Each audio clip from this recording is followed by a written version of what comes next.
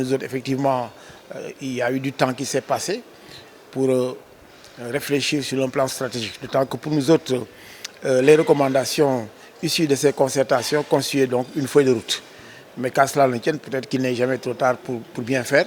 Aujourd'hui, on nous présente un plan stratégique 2022-2026 pour prendre en charge les urgences, moyennant disons, un budget qui tournerait autour de 40 milliards.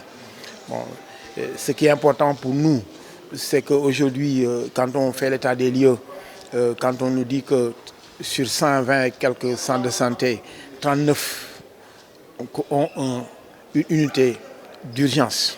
Une unité donc d'urgence, vous voyez ce que ça fait, 39%. Alors que ces services ne sont pas en norme, donc ces unités ne sont pas en norme. Parce que sur l'étendue du territoire, bon, les structures qui sont aux normes ne sont pas nombreuses. Or, tout le monde sait que c'est une question d'abord de ressources humaines.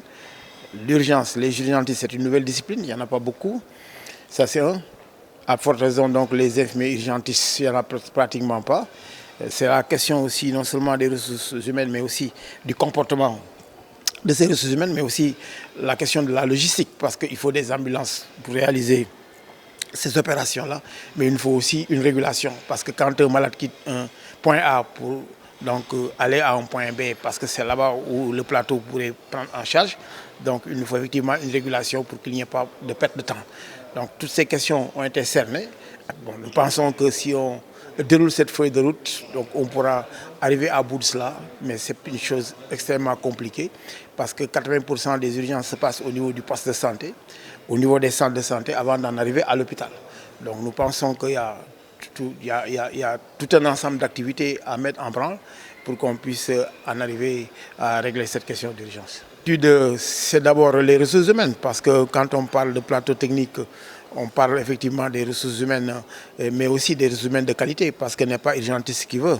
Bon, et puis les urgences aussi sont de diverses natures, je l'ai dit tout à l'heure, c'est des urgences gynéco-obstétricales, c'est des urgences chirurgicales, c'est des urgences purement médicales, etc., même psychiatriques, vous avez vu, la question fondamentale. Alors on a très peu de spécialistes. Aujourd'hui, ne serait-ce que pour les anesthésistes réanimateurs, l'INDSS depuis 2012 n'a formé aucun. C'est l'université Gaston Berger et l'université de Dakar aujourd'hui qui prennent le relais pour nous former nos anesthésistes réanimateurs. Or, ça, c'est la moindre des choses que de disposer des anesthésistes réanimateurs. C'est pourquoi même durant la période de la Covid, on a eu tous les problèmes du monde avec ce personnel-là, qui n'était pas du tout nombreux et qu'on arrive à trouver à peine.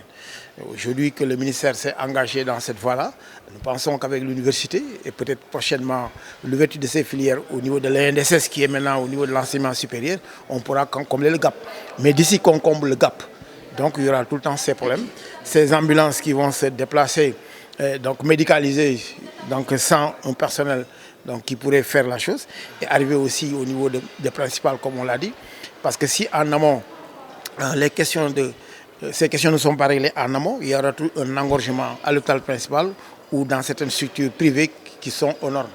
Donc la perspective, c'est de mettre tout le monde aux normes, mais au moins en amont, qu'on puisse agir là-dessus pour qu'on ait moins d'embouteillage au niveau en amont, c'est-à-dire au niveau des structures qui sont déjà aux normes.